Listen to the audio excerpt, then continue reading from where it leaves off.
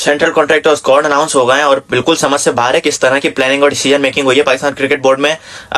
दो चार बहुत ही मेजर बड़े ब्लंडर्स मारे गए, लेकिन सबसे बड़ा ब्लंडर तो फ़खर जमान के साथ हुआ है। फ़खर जमान को ना कि सिर्फ ड्रॉप किया स्क्वाड से, बल्कि उनको सेंट्रल कॉन्ट्रैक्ट से भी ड्रॉप कर दिया ना। ये हो सकता था कि उनको एक दो कैटेगरी नीचे कर देते, लेकिन सेंट्रल कॉन्ट्रैक्ट से बाहर कर देना। अपने बड़े मैच विनर को देखें, अगर डिबेट की बात है तो मैं इस पे 1-2 घंटे की डिबेट कर सकता हूँ। जब से मैंने क्रिकेट देखना शुरू करी है पाकिस्तान क्रिकेट में, थोड़े ही कोई इम्पैक्ट प्लेयर आए हैं, जिसमें से शायद अफरीदी, उमर अकमल 2-3 बड़े नाम हैं। और उनके बाद अगर कोई हमें करंट पाकिस्तानी क्रिकेट टीम में उस तरह का इम्पैक्टफुल प्लेयर दिखता है तो वो फ़खर जमान है। और उसको इस तरह बाहर कर देना ये बिल्कुल सेंस नहीं बनाता, ये बहुत ही बड़ा ब्लंडर है। और आवाम को इस पर खामोश नहीं रहना चाहिए। जिस तरह एजेंडा चलते हैं हर प्लेयर के लिए, तो फ़खर के लिए भी चलने चाहिए। Fakhar by far the most impactful player है।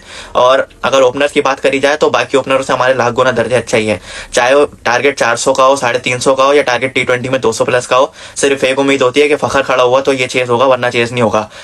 दूसरी बात, सिलेक्शन पे अगर हम करें तो फ़खर की हमें रिप्लेसमेंट साइम अयूब लेके गए, जिनको हम एक फ्यूचर एक्सपेक्ट मांगते हैं। हमें उनसे कोई मसला नहीं है, लेकिन फ़खर की ये ट्वीट एक बंद दरवाजे में भी डिस्कस किया जा सकता था। या तो कैटेगरी का एक तो ए कैटेगरी से बी में जैसे जाते हैं, वैसे बी से सी में या सी से डी में भी कर देते तो काबिल बर्दाश्त होता। लेकिन आके प्रेस में भी ये बोल देना कि हमने उसको ट्वीट की वजह से बाहर करा है, तो ये बिल्कुल एक बच्चों वाली हरकत है। ये वही बात हो गई कि गली क्रिकेट में जैसे होता है, तुमने बॉल में पैसे नहीं मिलाए तो तुम्हें अब मैच नहीं खिलाएंगे।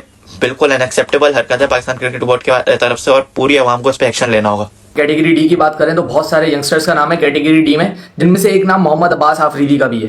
अब ये लड़का स्क्वाड में कर क्या रहा है, या स्क्वाड्स में भी, इसके अलावा सेंट्रल कॉन्ट्रैक्ट में भी क्या कर रहे हैं, मुझे समझ से बाहर है। आई डोंट थिंक इनकी कोई सिग्निफिकेंट परफॉर्मेंस मुझे याद हो या आपको याद हो तो आप बता सकते हैं। लेकिन PSL में भी मीडियोकर बॉलिंग, और उसके बाद जब पाकिस्तान टीम में भी आए तो हर कोई आगे इनकी धुन लगा रहा है। आई थिंक पता नहीं क्या मसला है इनमें, क्या दिखता है PCB को जो मोहम्मद अब्बास आफरीदी का हर जगह नाम जा रहा होता है। इमर्जिंग एशिया कप में भी इवन आपके पास इतना एक्सपीरियंस था इंटरनेशनल का, वर्ल्ड कप एक्सपीरियंस आपके पास है, आप इमर्जिंग एशिया कप में गए और आपने अपनी हालत देख ली है। वो अभिषेक शर्मा ने आपका मार मार के भुरकस निकाल दिया वहां पे। तो अब्बास आफरीदी एक ऐसे बॉलर है जिनकी स्टॉक बॉल ही स्लो बॉल है। एक बॉलर होता है जो अपने पेस के साथ वेरिएशन करते हुए एक आधी बॉल स्लो बॉल करता है, लेकिन ये लड़का 5 बॉलें स्लो करके 1 विकेट ले लेते हैं। और यहाँ पे हर ओवर में 3 से 4 बॉलें तो इनकी स्लो बॉल होती हैं। तो I don't think Abbas Afridi, अब यहाँ पे नाम तो आया इनका सेंट्रल कॉन्ट्रैक्ट में, लेकिन इनसे ज्यादा अच्छे ऑप्शंस थे हमारे पास, जो कि जिनको हम सेंट्रल कॉन्ट्रैक्ट दे सकते थे, बैकिंग दे सकते थे एक अच्छा प्रोस्पेक्ट बनने के लिए। एक प्लेयर आपकी हर स्क्वाड सिलेक्शन में मिस हो जाता है और वो नाम है वसीम जूनियर।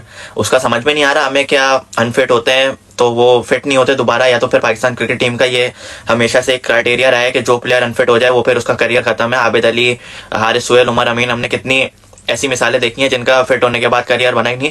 तो क्या वसीम भी उस तरफ नहीं जा रहे? वसीम हमारे पास एक ऐसा बॉलर है जो हमारी टॉप 4 रैंकिंग में आता था, और अभी जो हमारे टॉप 3 पेसर्स का हाल है तो मेरे ख्याल से वो ऊपर ही रैंक कर सकता है।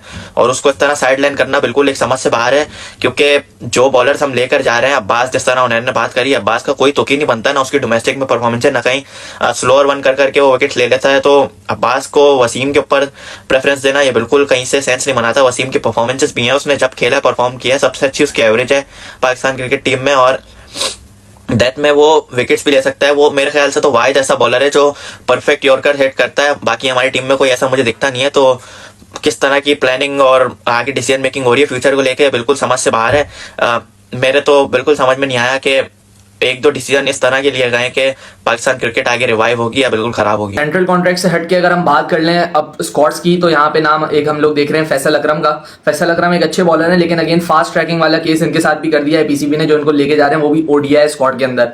फैसल अकरम के डोमेस्टिक मिला के आई थिंक 50 मैचेस भी कंप्लीट नहीं है। T20 मैचेस उन्होंने 29 खेले हुए हैं, फर्स्ट क्लास मैचेस तो 2 से 3 ही है। और इसके अलावा अगर आप लिस्ट ए की बात करें तो वो भी 12 मैचेस हैं। तो 12 मैचेस के एक्सपीरियंस या 12 मैचेस की कोई परफॉर्मेंस पे आप कैसे लेके जा सकते हो इतनी बड़ी टीम के साथ आप खिलाने के लिए? इनसे अच्छा ऑप्शन हमारे पास सुफियान मुकीम था, जिसका हम लोग नाम देख रहे हैं T20 स्क्वाड में। लेकिन सुफियान की अगर हम बात करें तो पिछले 2 से 3 साल से सुफियान मुकीम हमें दिख रहा है अच्छी क्रिकेट खेलते हुए दिख रहा है। पिछले साल अगर हम बात कर लें इमर्जिंग एशिया कप की, तो उसमें भी उसने अच्छी बॉलिंग की थी, और इस वाले इमर्जिंग एशिया कप में भी उसने अच्छी बॉलिंग की। आई थिंक फैसल अकरम एक अच्छा ऑप्शन है, लेकिन अगर उनको सही से ट्रीट करें, और यहाँ पे डोमेस्टिक में सबसे पहले रगड़ा देना बहुत जरूरी है एक बॉलर को। एंड आई थिंक स्पिनर के लिए फर्स्ट क्लास क्रिकेट जितनी ज्यादा खेले वो उतना फायदा है, क्योंकि स्पिनर को अपनी लाइन और लेंथ का पता फर्स्ट क्लास क्रिकेट या रेड बॉल क्रिकेट से ही चलता है। And with 2 to 2-3 first class game आप उसको पाकिस्तान में ला रहे हैं, जैसे आप शादाब को लेके आए थे फास्ट ट्रैक करके, एंड आई थिंक वही हाल ना हो जाए इसका। मैं उम्मीद तो यही करता हूँ कि अच्छे से ट्रीट किया जाए फैसल अकरम को, लेकिन उनके पास बहुत साल बाकी हैं अभी, एंड सबसे पहले तो वो अपनी डोमेस्टिक क्रिकेट पे काम करना चाहिए उन्हें, वहां से परफॉर्म करके अगेन पाकिस्तान में आना चाहिए था, बट अगेन ये पाकिस्तान क्रिकेट टीम है, यहाँ पे कुछ भी हो सकता है। अच्छा, अभी 100 ब्लंडर्स होने के बाद भी कुछ रहा नहीं था, तो साहिबजादा फरहान को सिर्फ T20 स्क्वाड में रखा गया है, जो हमें पता है कि 7वें 8वें नंबर पे उनकी बैटिंग आएगी।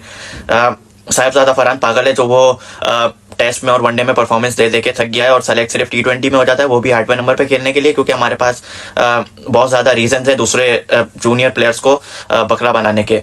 तो बिल्कुल समझ से बाहर है कि टेस्ट में भी हमारे पास ओपनर्स बिल्कुल स्ट्रगल कर रहे हैं, लेकिन वहाँ पे भी साहिबजादा फरहान की जगह नहीं बन रही है। तो पाकिस्तान क्रिकेट बोर्ड उनके लिए क्या चाहता है, या तो उनको खुल के बता दे, साहिबजादा फरहान खुद पूछ ले उनसे, क्योंकि यही इनका ब्रेड एंड बटर है, और अगर यहाँ से उनको कुछ नहीं मिलेगा तो पाकिस्तान क्रिकेट का भी नुकसान है और उनका भी नुकसान है। दूसरी बात यह कि ODI में भी जब आपने इमाम और फखर को ड्रॉप कर ही दिया था, तो दूसरा सेकंड बेस्ट ऑप्शन आपके पास साहिबजादा फरहान ही था, लेकिन वहाँ भी आपने उसको डिनाई करा, क्योंकि आपको साइम अयूब वगैरह ग्रो करने थे। तो अगर ऐसा ही है तो साहिबजादा का भी अभी करियर खत्म नहीं हुआ, उसके पास भी थोड़े साल हैं क्रिकेट के, और वो पाकिस्तान को बहुत अच्छा सर्व कर सकता है। बाकी उम्मीदें तो यही है कि पाकिस्तान क्रिकेट अच्छा खेले, लेकिन जो डिसीजंस लिए गए हैं ये बिल्कुल ही समझ से बाहर है और एक्सेप्टेबल नहीं है as a Pakistan cricket fan. Lastly, I would just like to congratulate Salman Ali Agha and Mohammad Rizwan for their new assignments. Mohammad Rizwan एक ऐसा नाम है जो 2023 से पॉप कर रहे थे, लेकिन उनको बनाया नहीं जा रहा था कुछ मैनेजमेंट इश्यूज की वजह से भी, और कुछ लोग नहीं चाहते थे कि रिजवान सामने आए, लेकिन अब आपके पास कोई ऑप्शन नहीं बचा था रिजवान के अलावा कैप्टनसी सौंपने का, तो आपने इवेंचुअली रिजवान को यहाँ पे चूज किया। एंड आई थिंक रिजवान को 2023 के वर्ल्ड कप के बाद से ही कप्तान होना चाहिए था पाकिस्तान का, जिस तरीके की उनकी परफॉर्मेंसेस थी बैक देन। लेकिन यही बात मैं करना चाहूंगा कि मोहम्मद रिजवान एक ODI फॉर्मेट के लिए या ODI कैप्टनसी के लिए तो एक सूटेड पर्सन है, लेकिन क्या उनका T20 रोल भी उसी तरीके से इफेक्टिव है? हमने 2024 का वर्ल्ड कप भी देखा, या उससे पहले भी इनिंग्स देखी है मोहम्मद रिजवान की, जहाँ पे वो बिल्कुल ही डम हो जाते हैं पावर प्ले के अंदर, और पाकिस्तान बहुत हर्ट होती है उस चीज से, और ये एक्सपीरियंस हम पहले भी कर चुके हैं, लेकिन स्टिल आपने मोहम्मद रिजवान को T20 की भी जिम्मेदारी सौंपी है। I think far better options थे मोहम्मद रिजवान के अलावा भी T20 की कप्तानी स्पेशली सौंपने में, लेकिन अब बना दिया है तो अब देखना पड़ेगा किस तरीके से चीज़ों को लेके चलते हैं। रिजवान पे आई थिंक भरोसा है, हर किसी को, हर इंडिविजुअल को पता है एटलीस्ट कि रिजवान में वो एबिलिटी है लीड करने की। एंड हमने देखा टेस्ट स्क्वाड में भी शान मसूद से ज़्यादा कैप्टनसी तो मोहम्मद रिजवान ही कर रहे होते हैं, बॉलर से बात करना या फील्ड सेटिंग करना,